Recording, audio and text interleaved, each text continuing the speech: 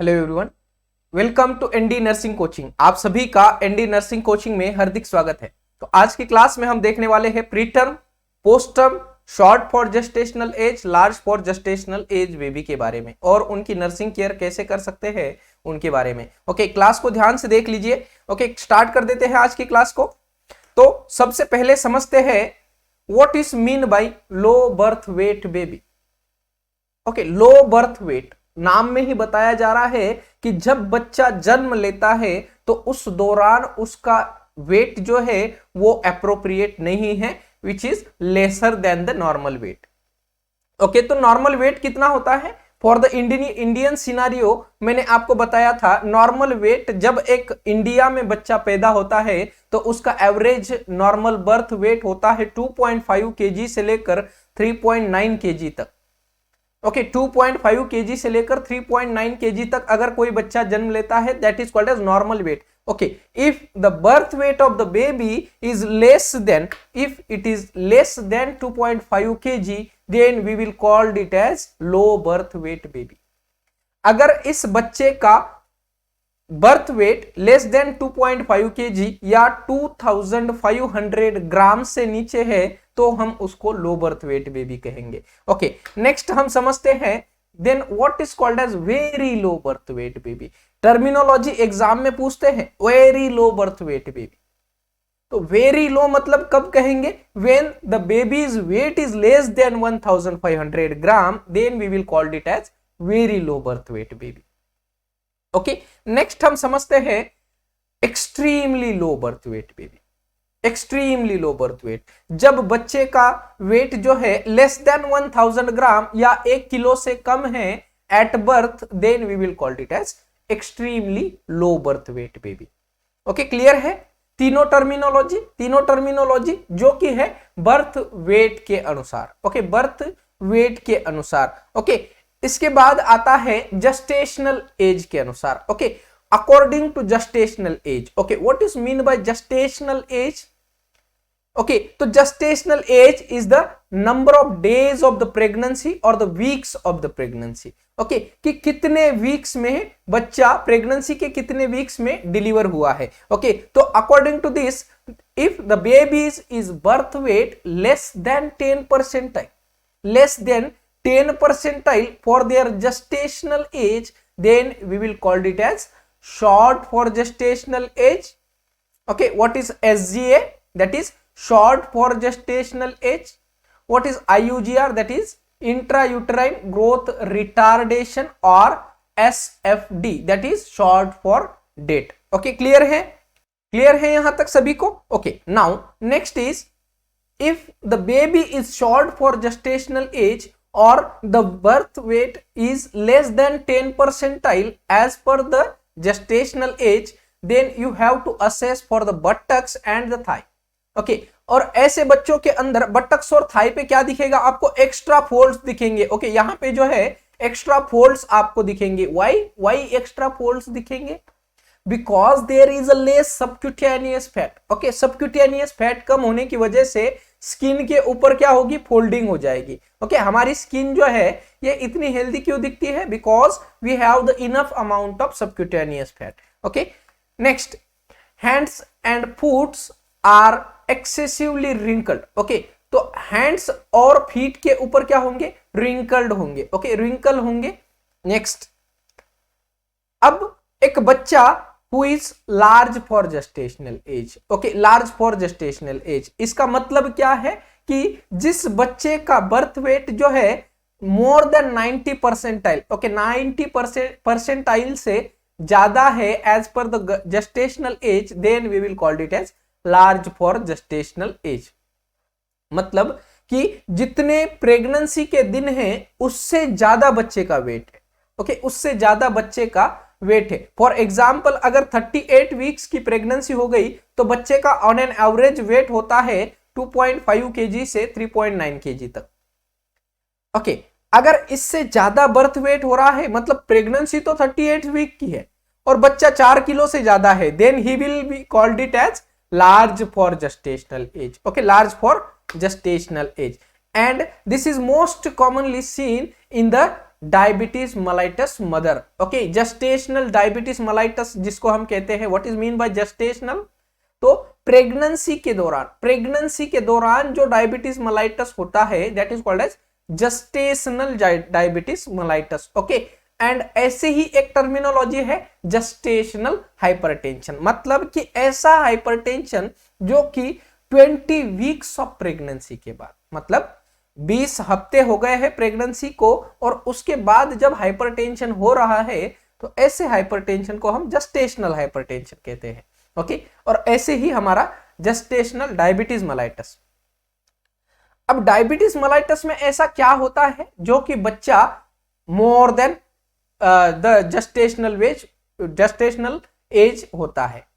Okay, बच्चे का wait जो है वो ज्यादा होता है। ओके, एंड दिस बच्चा will be always look for the hypoglycaemia.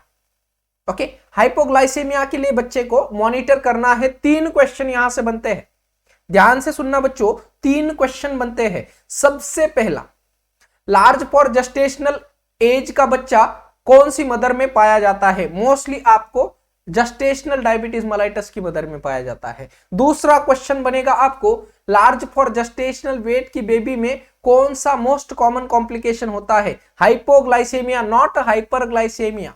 Important point note कर लेंगे, हाइपोग्लाइसेमिया होता है। ओके, हाइपरग्लाइसेमिया नहीं होता है। ओके, क्लियर है? क्लियर सभी को? ओके, नाउ नेक्स्ट, ये जो जेस्टेशनल एज की हम बात कर रहे हैं ये कैसे निकालते हैं और बर्थ वेट को कैसे निकालते हैं हम? ओके, तो इसके लिए आपको न्यू बल्लार्ड चार्ट दिया गया है। ओके, तो ये है आपका न्यू बल्लार्ड चार्ट जिसके अंदर हम 2 पैरामीटर्स को असेस करते हैं। हर एक पैरामीटर के अंदर 6 पॉइंट आपको याद रखनी है। ओके, तो 2 पैरामीटर के नाम लिख लीजिए, सब लोग नाम लिख लीजिए 2 पैरामीटर के। एक तो है आपका number 1 is your neuromuscular maturity. Okay, neuromuscular maturity मतलब बच्चों की न्यूरोमस्कुलर मैच्योरिटी कैसे है। ओके, इससे हम कैलकुलेट करते हैं कि बच्चा शॉर्ट फॉर जेस्टेशनल एज है या लार्ज फॉर जेस्टेशनल एज है। ओके, और यहां पे आपको मैच्योरिटी रेटिंग दिया गया है। ओके, ये जो है ये आपका मैच्योरिटी रेटिंग स्केल है। ओके, पहला आपका neuromuscular maturity and second one is your physical maturity. Okay, 2 point आपको इसके अंदर असेस करने हैं और हर पॉइंट के अंदर आपके 6 सब पॉइंट असेस करने हैं। ओके, तो सबसे पहले देख लेते हैं व्हाट इज न्यूरोमस्कुलर एक्टिविटी। तो न्यूरोमस्कुलर मैच्योरिटी के अंदर सबसे पहले हम बच्चे का पोस्चर देखेंगे। ओके, सबसे पहले हम बच्चे का पोस्चर देखेंगे। तो पोस्चर में हर एक पॉइंट आपको -1 से लेकर 5 तक रेटिंग करनी है। -1 से लेकर 5 तक वेटिंग करनी है। न्यू बल्लार्ड चार्ट के बारे में आपको बेसिकली जो क्वेश्चन बनते हैं वो मैं आपको आगे डिस्कस करूंगा। ओके, बस चार्ट को थोड़ा सा अच्छे से समझ लीजिए। ओके, तो पोस्चर में बच्चे का पोस्चर कैसा है इसको आप ऑब्जर्व करके रेटिंग करना है। नेक्स्ट आता है square window of the wrist. Okay, आपको ये क्वेश्चन जरूर पूछा जाएगा या इमेज बेस्ड क्वेश्चन पूछा जाएगा। स्क्वायर विंडो क्या होता है?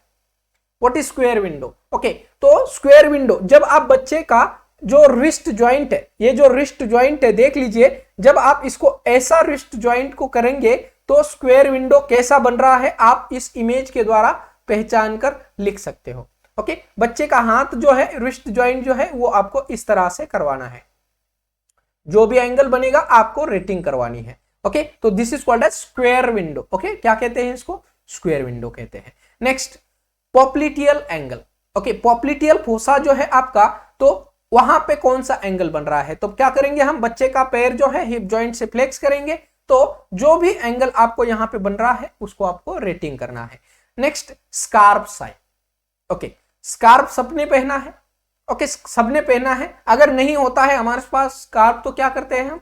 ऐसे कर लेते हैं। ओके, क्या करते हैं? ऐसे कर लेते हैं। तो इसी तरह से हमें बेबी का हाथ को भी इसी तरह से करना है। तो this is called as scarf sign. Okay, और स्कार्फ साइन अगर बच्चे का हाथ जो है एकदम स्ट्रेट फॉरवर्ड मिड लाइन को क्रॉस कर रहा है, ये जो आपका बच्चे का एंटीक्यूबाइटल फोसा मिड लाइन को अगर क्रॉस कर रहा है, then we will called it as premature baby. क्या कहेंगे इसको? प्री मैच्योर बेबी कहेंगे। और अगर एंटीक्यूबाइटल फोसा मिड लाइन को, ये जो मिड लाइन है हमारी, ओके, बॉडी की जो मिड लाइन है, अगर बॉडी की मिड लाइन को क्रॉस कर रहा है then we will call it as premature baby. अगर नहीं कर रहा है then we will call it as term baby और appropriate for gestational age baby।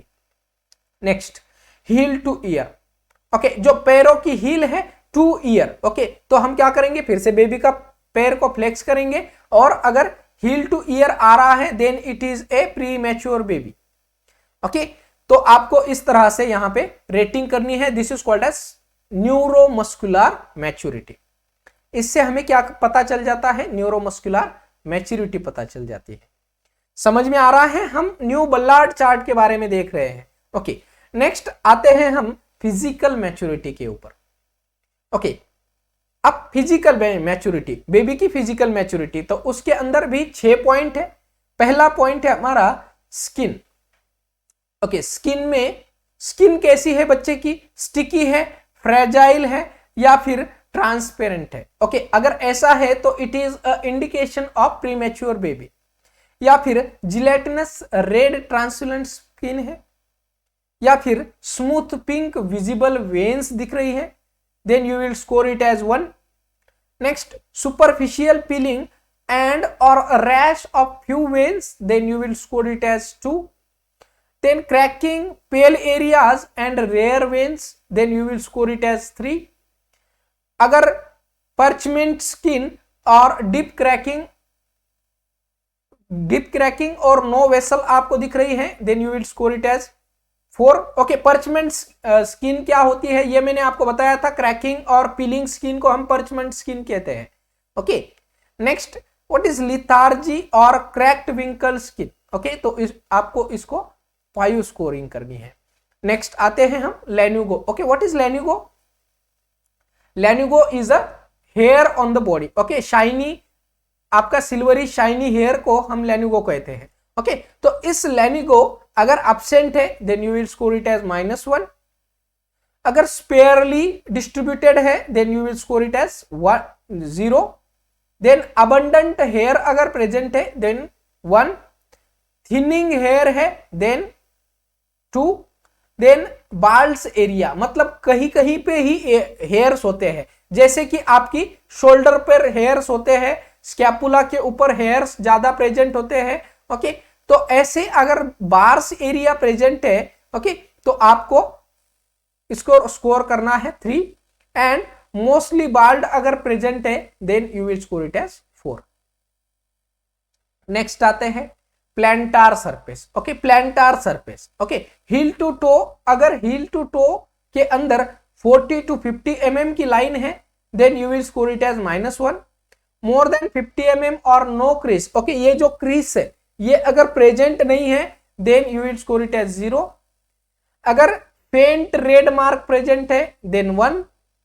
Anterior transverse creases only, okay, anterior transverse, ये जो एंटीरियर ट्रांसवर्स क्रीसेस प्रेजेंट है then you will score it as 2। Okay, creases anterior 2/3 अगर present है then 3। And creases over entire sole then you will score it as 4। Okay, clear है सबको? Next, breast. Okay, तो breast में हमें क्या देखना है? इफ द ब्रेस्ट इज इम्पर्सिटिबल, आपको मतलब परसेप्ट ही नहीं कर पा रहे हो कि वहां पे ब्रेस्ट प्रेजेंट है या नहीं, क्योंकि वहां पे अगर जो हमारा एरियोला है उस एरियोला का साइन ही नहीं दिख रहा है then you will score it as -1।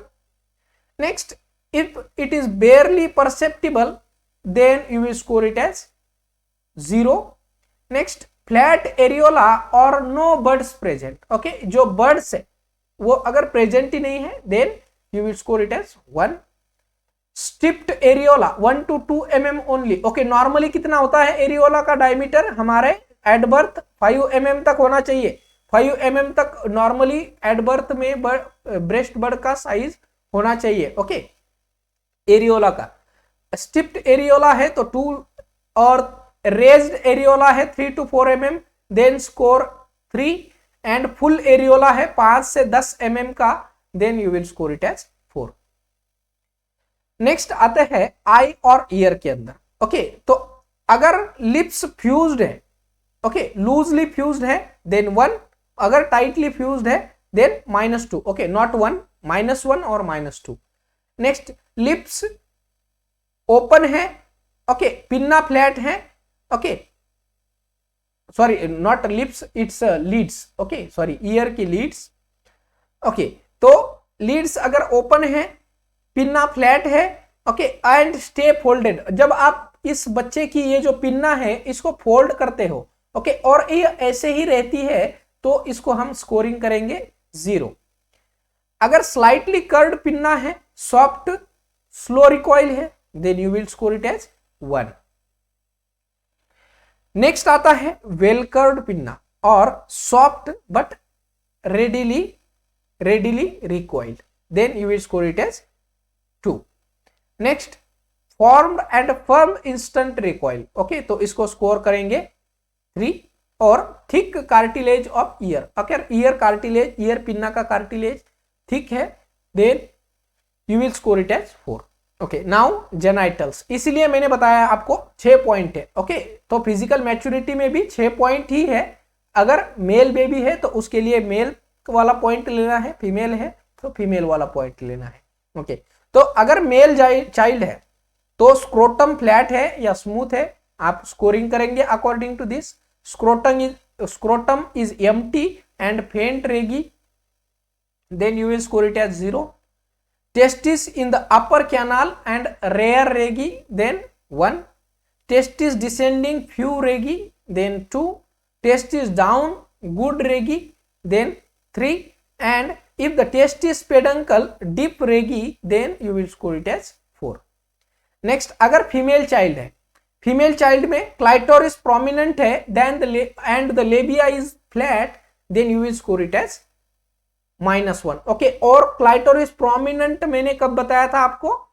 Clitoris prominent usually होता है टर्म बच्चे के अंदर, लेकिन if it is more prominent then you will consider this baby as pre term baby, okay. Next, prominent clitoris और small labia minora, then you will score it as 0, okay। prominent clitoris enlarging minora, okay। next है majora and minora are equally prominent, then you will score it as 2।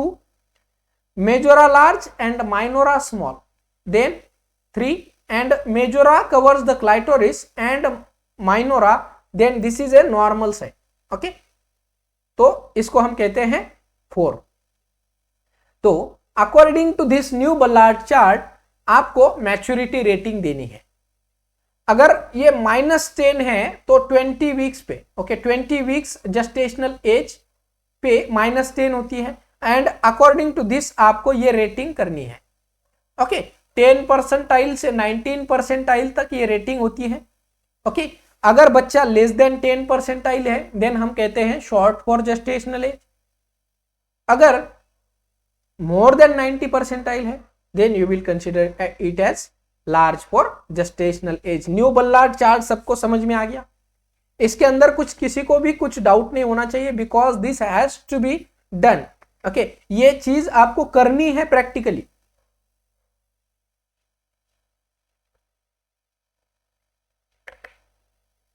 Okay okay. Now next हम देखते हैं, सबसे पहले अब समझते हैं हम pre term baby, okay. Pre term baby, okay. तो प्री टर्म बेबी कब कहेंगे हम प्री टर्म? तो मैंने आपको बताया जब baby less than 37 weeks deliver होता है। कब मैं बता रहा हूं? Less than 37 weeks, okay. तो टर्म कब कहेंगे? तो टर्म मतलब जब 38 से लेकर 42 वीक्स तक बेबी डिलीवर होता है, then it is considered as term baby। 38 से लेकर 42 वीक्स के अंदर जो बेबी डिलीवर होता है that is called as term baby। if it is less than 37 weeks it is called as pre-term baby। और अगर more than 42 weeks है then we will call it as post-term baby, okay। तो pre-term baby when the child born before the 37 weeks of gestational age, pregnancy की 37 week से पहले अगर deliver होता है then we will call it as pre term baby. Okay, अब आपको list down करने हैं। जब आप बोलते हो प्री टर्म बच्चा तो आपके सामने क्या क्या आता है, कैसा दिखता होगा। ओके, यहां पे मैंने एक इमेज ऐड की है। ये भी एक प्री टर्म बच्चा था जो कि निकू में एडमिट किया गया था। ओके, तो ये प्री टर्म बच्चे के अंदर क्या क्या साइन आपको दिखते हैं, आप इमेजिन कीजिए कि एक प्री टर्म बच्चा कैसा हो सकता है। ओके, तो प्री टर्म में हमें सबसे पहले बॉडी की मेजरमेंट हमें पता चलनी चाहिए। ओके, कि अगर उसका लेंथ जो है लेस देन 47 वीक्स है, ये एक प्री टर्म का साइन है। नॉर्मली कितना लेंथ है एट बर्थ? एट बर्थ होता है हमारा 50 सेंटीमीटर।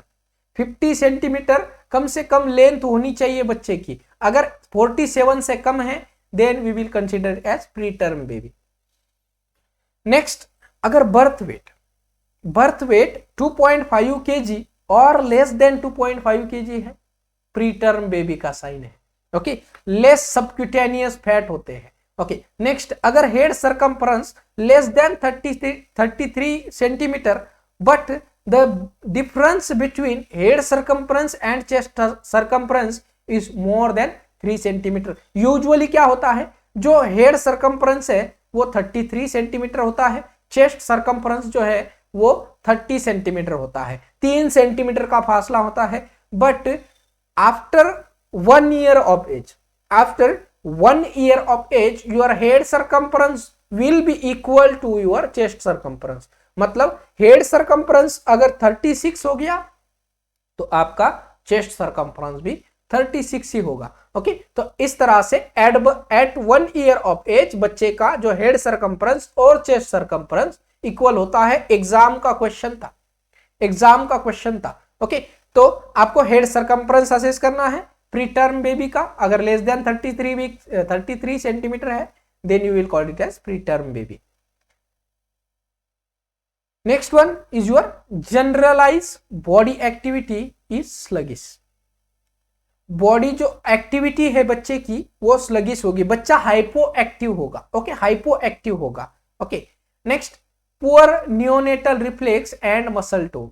ओके, तो जो हम अबगार स्कोर के अंदर असेस करते हैं ये सारी चीजें यहां पे आती है। ओके, तो इसके जो रिफ्लेक्सेस है वो पुअर होंगे और मसल टोन पुअर होगी।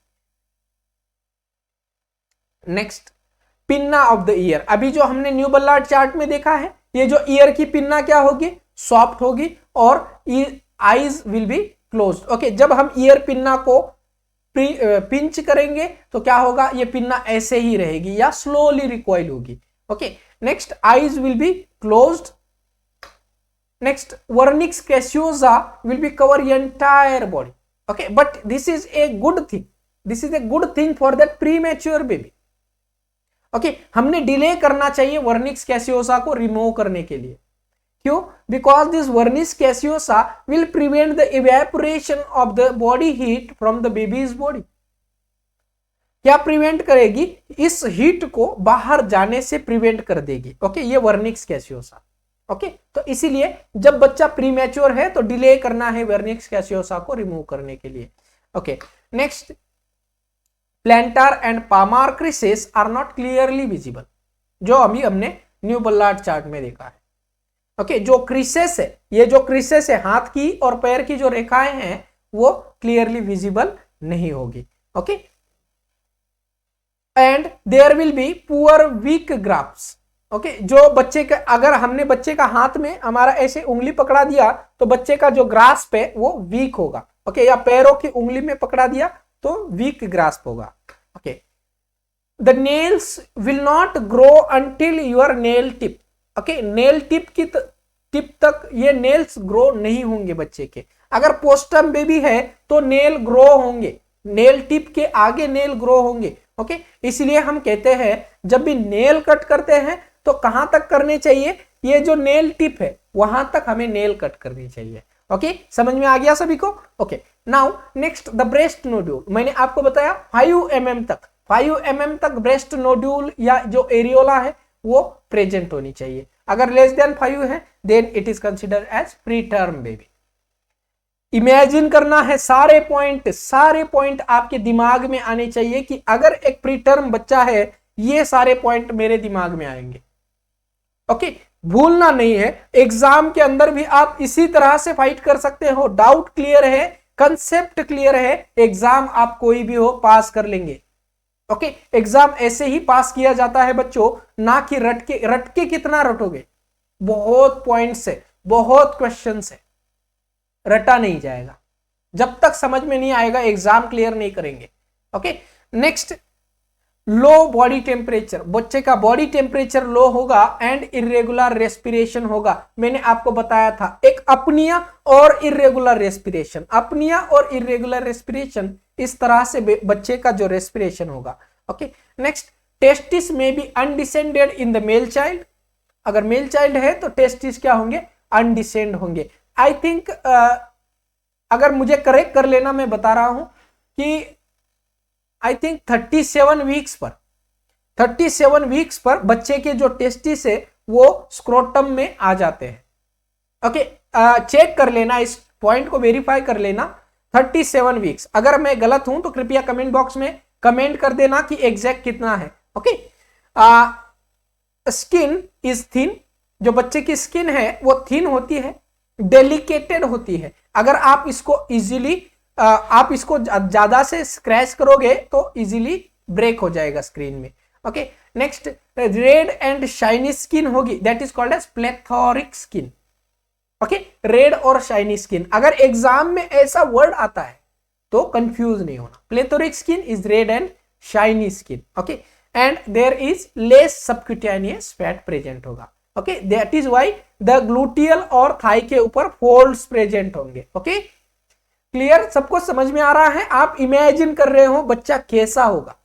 ओके, नाउ अब आपको पॉइंट समझ में आ गए। ओके, एक बार रिवाइज कर लीजिए पॉइंट को, क्या क्या पॉइंट हमने देखे थे, रिवाइज कर लीजिए।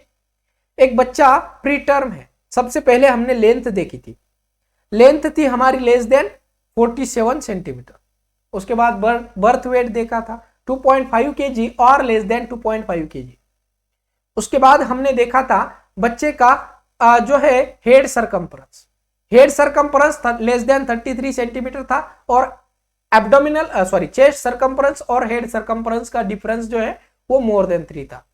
Important question. Okay, important question ये भी आपको पूछा जा सकता है, अगर difference between head circumference and the chest circumference is more than 3 centimetre, then we will consider it as pre term baby. Next हमने देखा था vernix कैसियोसा, Wernicke's caseosa abundantly present होगा, लैन्यूगो बच्चे के अंदर एबंडेंटली प्रेजेंट होंगे। What is lanugo? It is a red shiny silver shiny hairs on the body. Next हमने देखा था respiration, irregular respiration and period of apnoea present होंगे। बच्चे के अंदर टेम्परेचर लो होगा, लो टेम्परेचर प्रेजेंट होगा, बच्चे की जो neuromuscular activity and the neuromuscular reflexes है वो वीक प्रेजेंट होंगे। बच्चा हाइपो एक्टिव होगा, स्लगिश होगा। ओके, क्लियर है? ये सारी चीजें आपको, और लेस सबक्यूटेनियस फैट होगा, ये सारी चीजें आपको रिमाइंड करनी है। ओके, दिमाग में आपके सबकॉन्शियस माइंड में ये फिट होना चाहिए बिल्कुल कि प्री टर्म बच्चा कैसे दिखता है। ओके, अब आई थिंक आप सबको समझ में आ गया है, तो हम आगे देखते हैं स्कार्फ साइन। स्कार्फ साइन मैंने आपको बताया था, स्कार्फ सबने पहना है। ओके, तो ऐसे ही scarf sign when the newborn arm is crossed and squeezes the antecubital fossa cross the midline, it indicate the preterm newborn। मैंने क्या बताया था आपको, ये जो आपका बच्चे का हाथ है इसको क्या करना है, सिंपली दूसरे ईयर की तरफ लेके जाना है। अगर ये एंटीक्यूबाइटल फोसा, ये एंटीक्यूबाइटल फोसा आपका मिड लाइन को क्रॉस कर रहा है, ये एंटीक्यूबाइटल फोसा आपका मिड लाइन क्रॉस कर रहा है, then we will consider as preterm baby। Okay, now next, if the antecubital fossa does not cross the midline, then it indicate the term baby। Okay, next, if it is extremely preterm है, less than 28 weeks of newborn। Okay, अब देखिए preterm में भी 2-3 अलग अलग category है। एक है आपका extremely preterm, एक होता है preterm। preterm का मतलब क्या, less than 37 weeks। हमें सिंपली बताया जाता है less than 37 weeks pre term, okay, but उसमें सब कैटेगरी आती है, extremely pre term less than 28 weeks, okay. अगर वेरी प्री टर्म कब कहेंगे, जब बच्चा 28 से लेकर 32 वीक्स तक है, तो हम वेरी प्री टर्म कहेंगे। इंपॉर्टेंट टर्मिनोलॉजी सब लोग लिख लेना, इंपॉर्टेंट क्वेश्चन भी पूछा जा सकता है, एग्जाम में क्वेश्चन पूछा जाएगा, आंसर करना है। Very preterm, extremely preterm and moderate to late preterm, okay. अब ये किस लिए डिवाइड किया है, अकॉर्डिंग टू दिस जेस्टेशन और द बर्थ हम नर्सिंग केयर प्रोवाइड कर सकते हैं, ओके, या फिर बच्चे का जो एडमिशन है उसको हम समझ सकते हैं कि बच्चा निकू में लेने की जरूरत है या बच्चा रेस्पिरेशन प्रॉपरली ले पा रहा है, ओके। मॉडरेट प्री टर्म और लेट प्री टर्म हम कब कहेंगे, अगर बच्चा 32 से 37 वीक्स तक अगर जेस्टेशन है, then we will consider it as moderate और लेट प्री टर्म, ओके। अब इस बच्चे में ये कौन से प्रकार का बच्चा हो सकता है, बता दीजिए। इस बच्चे को देखकर आप पहचान लो कि ये बच्चा टर्म है, प्री टर्म है, पोस्ट टर्म है, या बच्चा with gestational diabetes mellitus mother है।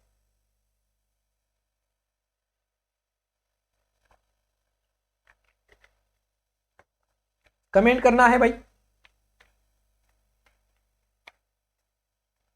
कमेंट कर दीजिए, देख लीजिए एक बार बच्चे को, बहुत बढ़िया तरीके से सो रहा है, ओके। अभी अभी इसका सेकंड मतलब क्या, सेकंड स्टेज ऑफ बर्थ जो है वो ये पास कर रहा है, okay. Second stage of after birth, okay. मैंने आपको 3 स्टेजेस बताई थी आफ्टर बर्थ, याद है सभी को, 3 स्टेजेस बताई थी। पहली स्टेज में एक्टिव स्टेज, दूसरी स्टेज में ट्रांजिशनल और हाइपो एक्टिव, और रेस्टिंग स्टेज मैंने बताई थी। तो ये रेस्टिंग स्टेज में है, आराम से सो रहा है। पहले एक्टिव था, उसके बाद सो जाता है, उसके बाद 4 घंटे में फिर से वापस उठ जाता है, ओके। तो this is a post term baby, ये है हमारा post term baby. After 42 weeks of gestation ये बॉर्न हुआ है, okay. What is then post term baby? तो post term baby, if the new born is born after the 42 weeks of gestation, then we will call it as post term baby, okay. Next, अब post term baby में क्या क्या assessment होगी, okay. इनकी जो management है, nursing management of pre term and post term baby, हम एक साथ में देख लेंगे, okay.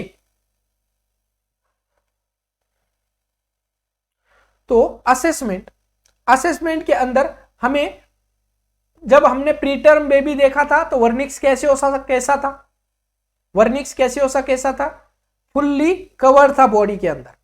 But post term baby में vernix caseosa will be absent. Pre term baby में वेट हमने बात किया था, वेट, तो वेट कितना था 2.5 kg और लेस देन 2.5 kg। तो यहां पे क्या होगा, बच्चे का वेट नॉर्मल होगा, ओके। नेक्स्ट, जो बच्चे की नेल्स है, ओके, बच्चे की जो नेल्स है वो मोर देन फिंगर टिप होगी, ओके। ये जो फिंगर टिप है उससे बड़ी होंगी, नेल्स बड़े होंगे। ड्राई पीलिंग स्किन होगी, ड्राई पीलिंग स्किन जिसको हमने पर्चमेंट स्किन कहते, ओके, पर्चमेंट स्किन कहते, ओके है। तो ड्राई पीलिंग स्किन बच्चे के अंदर प्रेजेंट होगी। Next, body will be long and thin, मतलब मोर देन 50 सेंटीमीटर बॉडी की लेंथ होगी और थिन होगी। व्हाई? बिकॉज मसल वास्टिंग होती है, मसल वास्टिंग होती है। अगर बच्चा मोर देन 42 वीक्स है, देखिए जब बच्चा 42 वीक्स का होने लगता है या मोर देन 42 वीक्स का होने लगता है, तो हमारी अम्बिलिकल कॉर्ड जो है वो श्रंकन होने लगती है, ओके, श्रंकन होने लगती है, ओके। देन बच्चा हाइपोग्लाइसेमिया होगा, ओके, हाइपोग्लाइसेमिक होगा। वास्टिंग ऑफ मसल आपको देखने को मिलेगी, ओके, मसल जो है वास्ट होने लगेगी। Then there will be profuse scalp hair, okay, देखिए बच्चे के बाल कितने बढ़िया हो गए हैं, ओके, प्रोफ्यूज स्काल्प हेयर आपको देखने को मिलेंगे। बच्चे की बॉडी लॉन्ग एंड थिन होगी। क्लियर है? क्लियर है सभी को? तो ये सारी चीजें आपको पोस्ट टर्म बेबी में रिमाइंड कर लीजिए, रिमाइंड कर लीजिए क्या क्या पॉइंट हमने देखे हैं पोस्ट टर्म बेबी के अंदर। वर्निक्स कैसियोसा कैसा था? बिल्कुल एब्सेंट था। हेयर कैसे थे, फुल बॉडी में हमारी जो हेयर है वो प्रेजेंट थे, स्काल्प हेयर।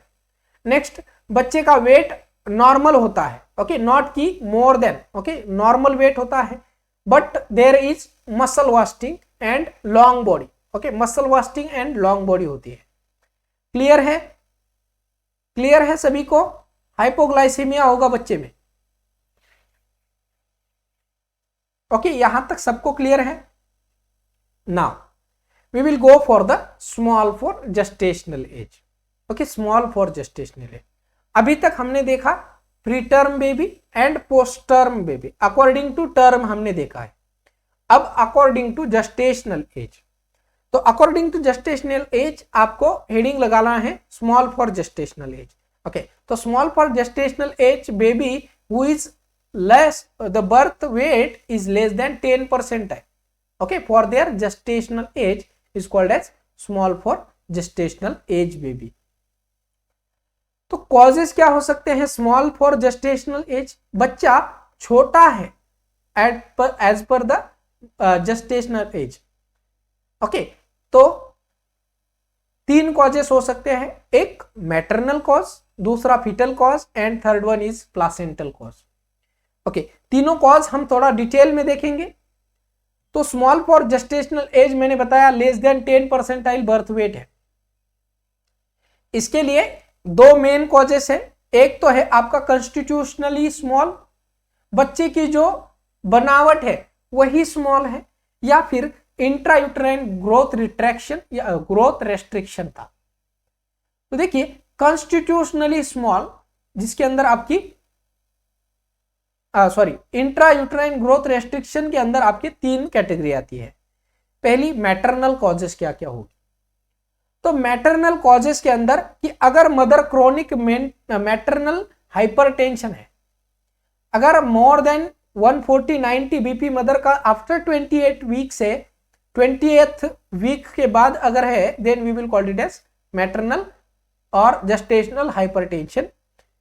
अगर जेस्टेशनल हाइपरटेंशन है, ऑटो इम्यून डिसऑर्डर है, अगर मदर के अंदर प्रोटीन कैलोरी मालन्यूट्रिशन है, मदर स्मोकिंग या सब्सटेंस एब्यूज लेती है, uterine malformation, okay, unicornuate और बाइकॉर्निएट यूट्रस अगर है, हीमोग्लोबिनोपैथी है, अगर सिकल सेल एनीमिया मदर के अंदर प्रेजेंट है, रीनल इनसफिशियंसी है, या फिर एंटी फॉस्फोलिपिड एंटीबॉडीज अगर प्रेजेंट है। अगर ये कंडीशन मदर में प्रेजेंट है, देन द बच्चा will B small for gestational as. अब फिटल में क्या क्या कॉजेस हो सकते हैं?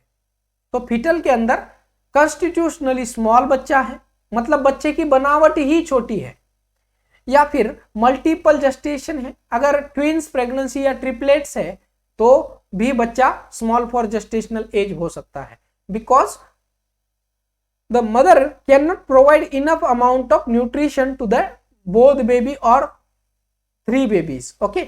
नेक्स्ट, इंट्रायूटेराइन इन्फेक्शंस अगर है, क्रोमोसोमल एनोमली है बच्चे के अंदर, या जेनेटिक कोई सिंड्रोम है, डाउन सिंड्रोम है, या ट्राइसोमी है, या क्लिनफिंटल सिंड्रोम है, कंजेनाइटल मालफॉर्मेशन अगर है, तो ये सारे कॉजेस बच्चे में अगर है तो स्मॉल फॉर जेस्टेशनल एज बच्चा हो सकता है। Clear? Okay, now what are the placental causes?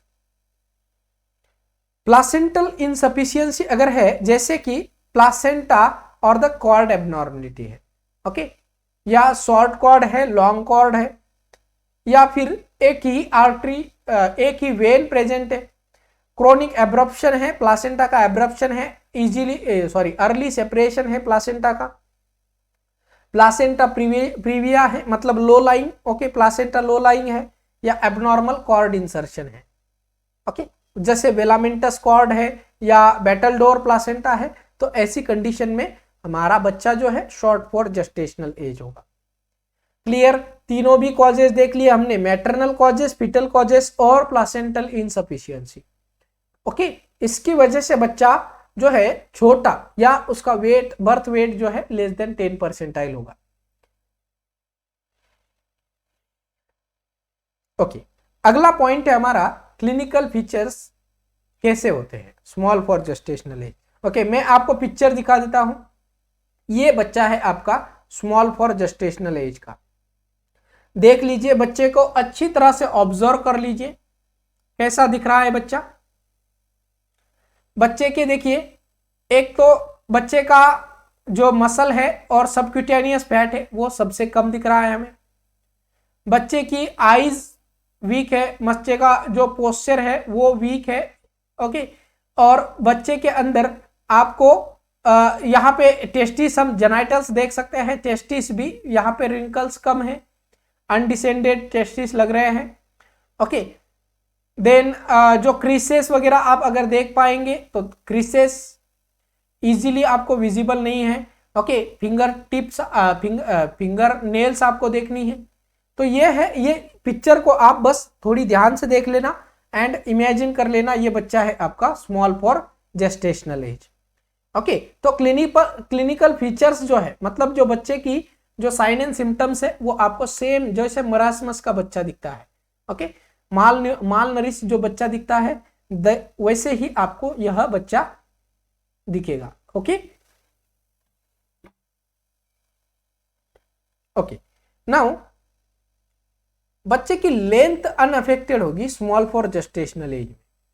Okay, length will be unaffected but weight affected होगा। Okay, dry and wrinkle skin present होगी एंड लेस सबक्यूटेनियस फैट होगा, जो मैंने आपको बताया था, बच्चे में देखा था आपने। Thin meconium stained vernix caseosa होगी। Okay, vernix caseosa thin meconium stained होगी।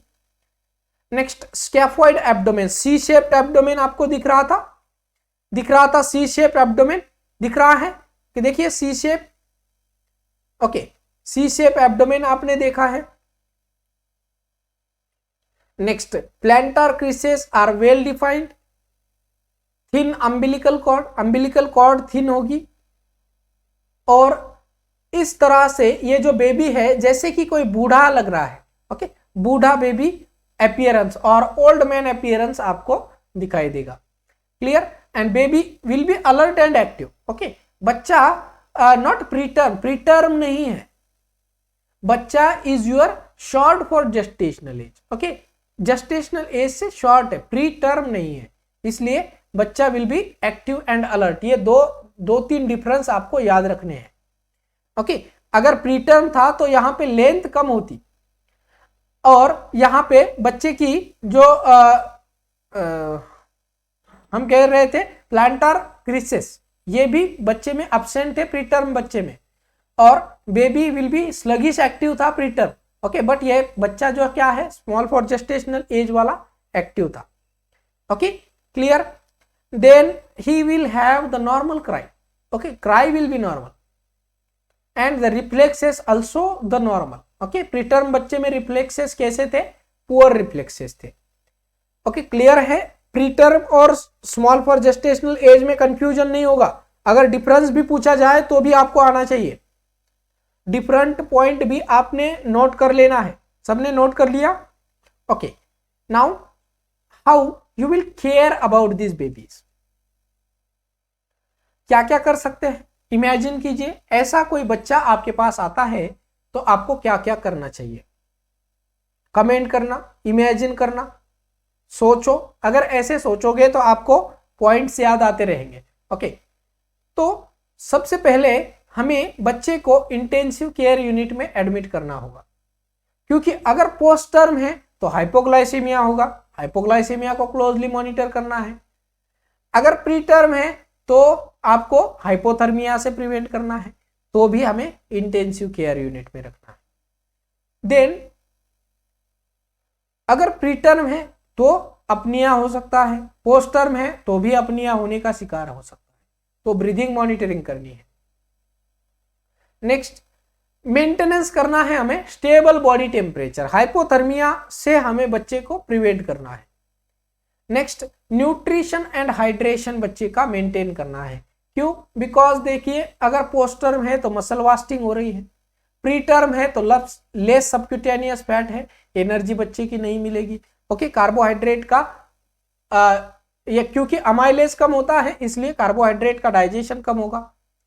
Then there will be gentle early stimulation आपको बच्चे को प्रोवाइड करना है ताकि बच्चे की जो रिफ्लेक्सेस है या न्यूरोमस्कुलर एक्टिविटी है वो प्रॉपर आ जाए। नेक्स्ट आपको prevention, early detection and prompt management करनी है कॉम्प्लिकेशंस की। ओके, कौन से कॉम्प्लिकेशन? जैसे अपनिया, एस्पिरेशन, उसके बाद आरडीएस, हाइपोग्लाइसीमिया, ये जो कॉम्प्लिकेशंस है उसको आपको अर्ली डिटेक्ट करना है और प्रिवेंट करना है। नेक्स्ट हमें वैक्सीनेशन प्रोवाइड करना है। ओके, तो ये सारी नर्सिंग केयर आपको शॉर्ट में, शॉर्ट में मैंने आपको समराइज किया है। क्लियर? और क्या कर सकते हैं कमेंट कीजिए, और क्या हम इस बच्चे में कर सकते हैं। नेक्स्ट आता है हमारा large for gestational as. If the baby is more than 90 percentile at birth, तो ऐसे बच्चे को हम कहते हैं large for gestational age baby.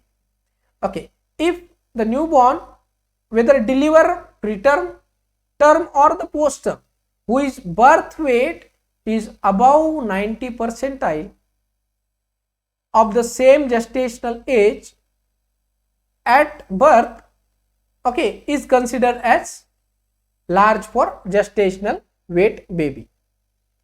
Clear? Line ध्यान से पढ़ लीजिए। बच्चा प्री टर्म है, टर्म है, पोस्ट टर्म है, इससे कोई लेना देना नहीं। अगर उसका birth weight more than 90 percentile है एट बर्थ, हम कंसिडर करेंगे large for gestational age baby. Okay, now some newborn are large for gestational age because their mother and father is large, such as or some having the syndrome called it as Beckwith-Wiedemann syndrome, okay, या सोटोस syndrome कहते हैं। ये क्या होता है हम आगे देखेंगे। ओके, और अगर डायबिटीज मलाइटस की मदर है तो ऐसे में भी हमें लार्ज फॉर जेस्टेशनल एज वाले बेबी देखने को मिलते हैं। Okay, in pregnant woman with diabetes mellitus, a large amount of sugar crosses the placenta and the result is high level of glucose in the fetal blood. Okay, but high level of glucose is not our problem. High level glucose की वजह से हमारा problem नहीं है। बच्चा हमेशा hypoglycaemia का शिकार होता है। क्यों? क्योंकि देखिए, जब तक प्लासेंटल ब्लड बच्चे को मिल रहा है तब तक तो हाइपोग्लाइसेमिया है। जैसे प्लासेंटा कट हो जाएगी, बच्चे को शुगर कहां से मिलेगी, और जो रिटेन्ड शुगर है वो फटाफट खत्म हो जाएगी और बच्चा हाइपोग्लाइसेमिया का शिकार होगा। Okay, next, the high level of glucose trigger the release of increase amount of insulin from the fetal pancreas, resulting in accelerated growth of the fetus, including almost all the organs except the brain which grows normally. सभी organ बड़े होंगे, liver बड़ा, kidney बड़ी, lungs mature होंगे, okay, abdominal organ बड़े होंगे, descend होंगे testis, बच्चे के अंदर सबक्यूटेनियस फैट ज्यादा होगा, ओके, मसल भी अच्छी तरीके से ग्रो होंगी। ओके, तो ये सारी चीजें आपको large for gestational weight baby के अंदर देखने को मिलेगी। Now symptoms and complication. क्या सिम्टम्स होते हैं? सिम्टम्स देख लीजिए, इमेजिन कीजिए large for gestational as weight baby को, तो एक्सेस अमाउंट ऑफ आरबीसी होंगे, पॉलीसाइथेमिया, मैंने बताया था सारी चीजें ज्यादा होगी, polycythaemia. Okay, because the large for gestational weight baby normally may have the ready complexion because of too many of red birth से present होंगे। Okay, next, low blood sugar होगी, लंग्स प्रॉब्लम हो सकते हैं, लंग्स प्रॉब्लम हो सकते हैं because जब बेबी के एब्डोमिनल ऑर्गन अगर ग्रो होंगे तो क्या होगा, क्या होगा, बच्चे के अंदर नेगेटिव, लंग्स के अंदर नेगेटिव प्रेशर कम बनेगा, और अगर नेगेटिव प्रेशर कम बनेगा तो टाइडल वॉल्यूम कम होगा, अगर टाइडल वॉल्यूम कम है तो लंग्स के अंदर जो एयर है वो कम आएगी, लंग्स के अंदर एयर कम आएगी तो ऑक्सीजन कम आएगा, ऑक्सीजन कम आया तो सारे वाइटल ऑर्गन को ऑक्सीजन कम मिलेगा। Okay, then there will be lung problem.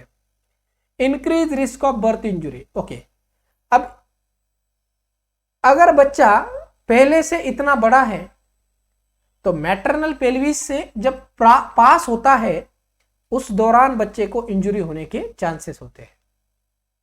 Laceration हो सकता है, क्लेविकल फ्रैक्चर हो सकता है, बच्चे को कैपुट सक्सिडिनम या कैपुट हिमाटोमा हो सकता है। ओके, हिप डिस्प्लेसिया हो सकता है। तो ये सारी चीजें, ये कॉम्प्लिकेशन बर्थ इंजुरी में आते हैं। हमने सोटोस सिंड्रोम या बेकविथ वाइडमैन सिंड्रोम बताया था। तो what is that? It means over growth disorder. Okay, क्या है ये वाइडमैन सिंड्रोम्स? तो ये है एक over growth disorder associated with an increase risk of cancer. तो इससे बच्चों में आपको सीजर्स देखने को मिलेंगे। ओवर ग्रोथ है बच्चे की, देखिए ओवर ग्रोथ बच्चा दिख रहा है। माइल्ड माइक्रोसिफेली होगी। ओके, माइक्रोसिफेली होगी, बच्चे का जो ब्रेन है वो छोटा होगा। ईयर क्रिसेस और द ईयर पिट्स प्रेजेंट होंगे। ओके, जैसे बूढ़ा बच्चे के कान दिखते हैं।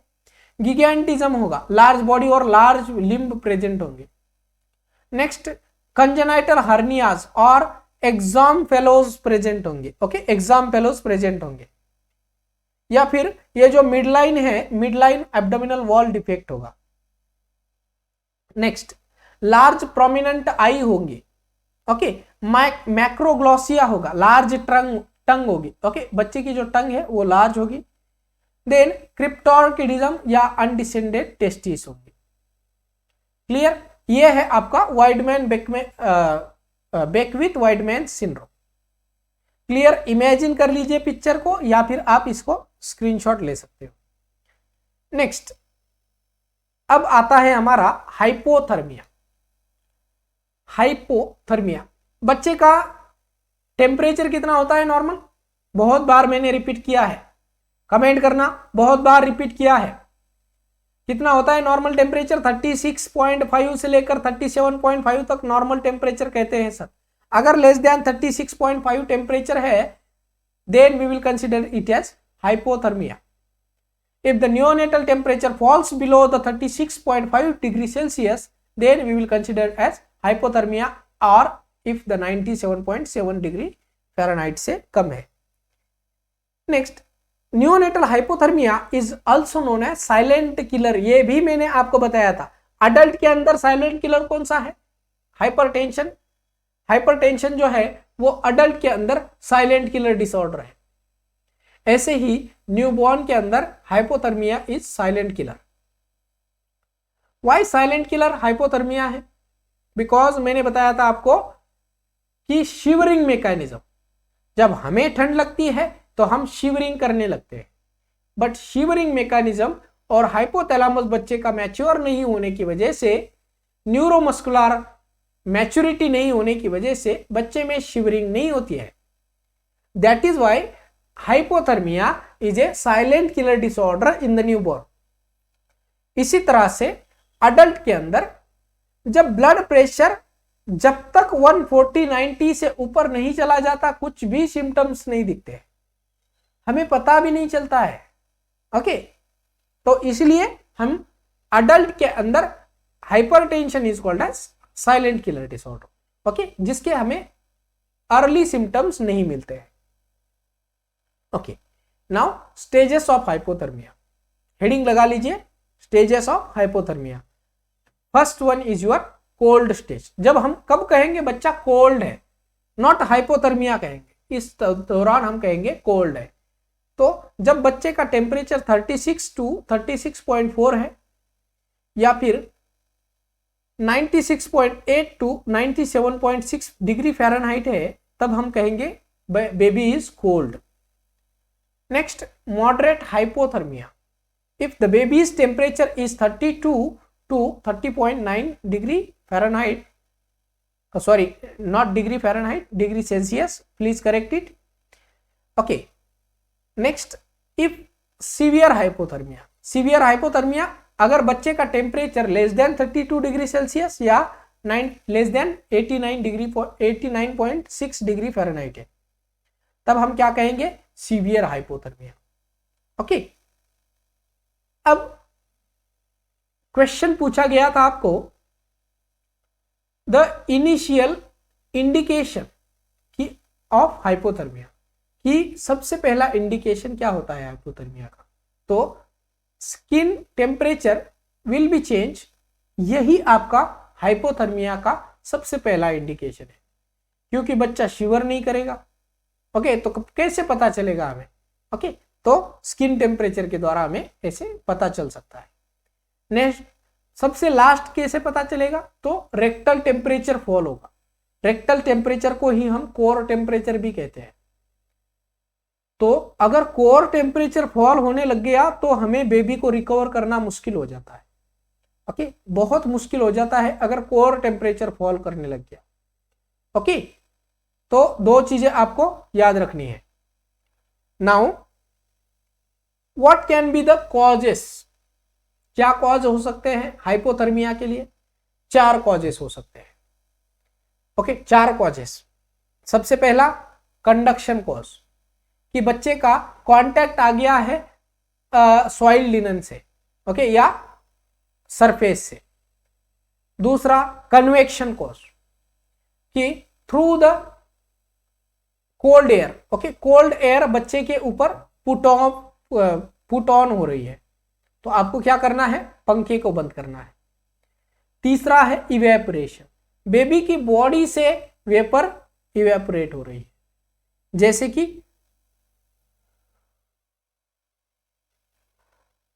हमारी स्किन से वेपर इवेपोरेट हो रही है।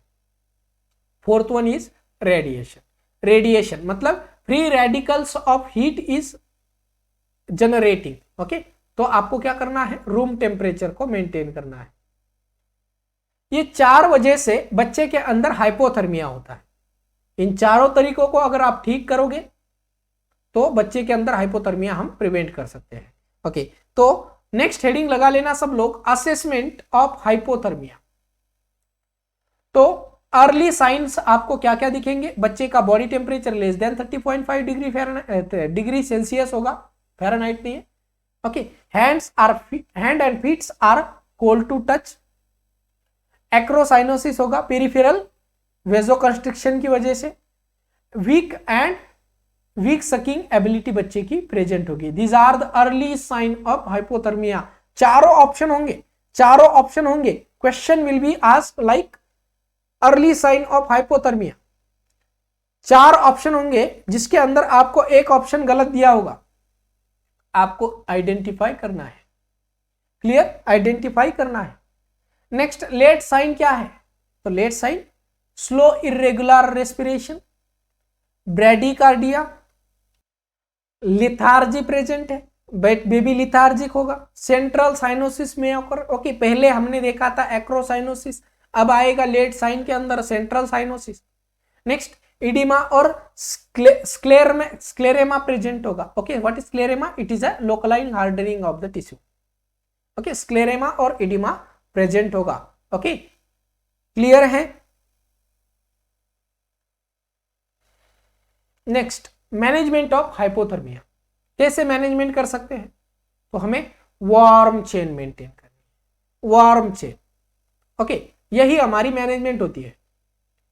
ओके, कोल्ड चेन कहां पे यूज करते हैं, कोल्ड चेन हम वैक्सीनेशन स्टोरेज के लिए और वैक्सीनेशन के लिए यूज करते हैं। वार्म चेन हम बेबी की हाइपोथर्मिया को प्रिवेंट करने के लिए मेंटेन करते हैं। ओके, तो सबसे पहले मैनेजमेंट में आपको असेस करना है हाइपोथर्मिया को। ओके, कैसे असेस करोगे, आपका dorsal aspect of the hand से असेस करना है। ओके, ना कि आपके वेंट्रल एस्पेक्ट से, dorsal aspect of your hand से आपको बेबी का टेम्परेचर चेक करना है।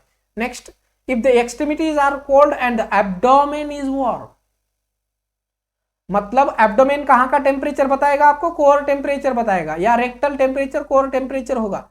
अगर बच्चे की हाथ और पैर कोल्ड है but abdominal is warm, then it is called as cold stress. बाहर की हवा ज्यादा ठंडी है, इसकी वजह से बच्चे के हाथ और पैर ठंड पड़ने लगे हैं। This is called as cold stress. Okay, next, if the whole baby body is cold then it is called as severe hypothermia.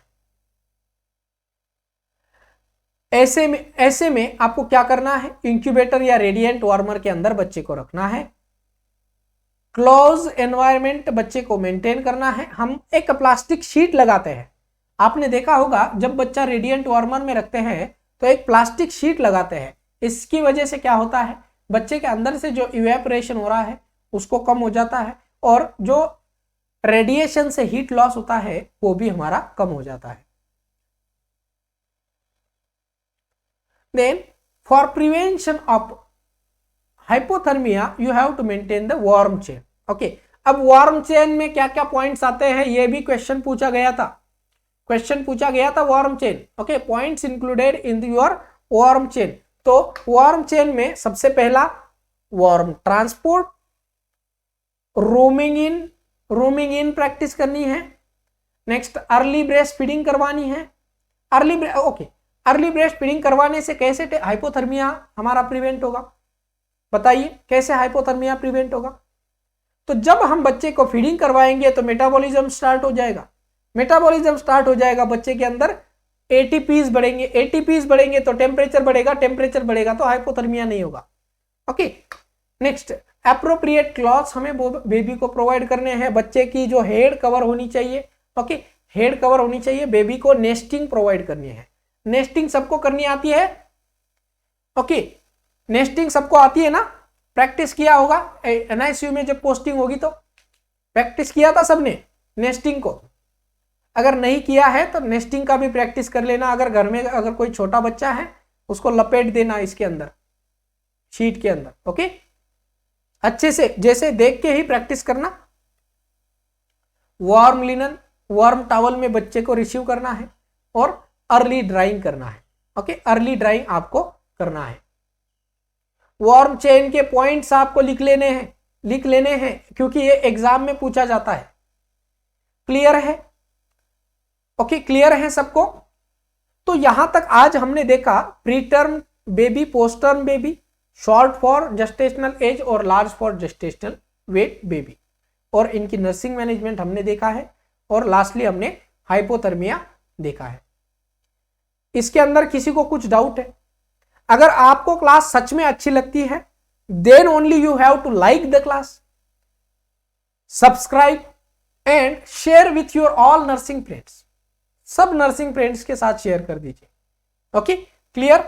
Thank you for watching. अगली क्लास हम देखेंगे पीडियाट्रिक नर्सिंग की डिसऑर्डर्स के बारे में। Okay, thank you. Thanks for watching.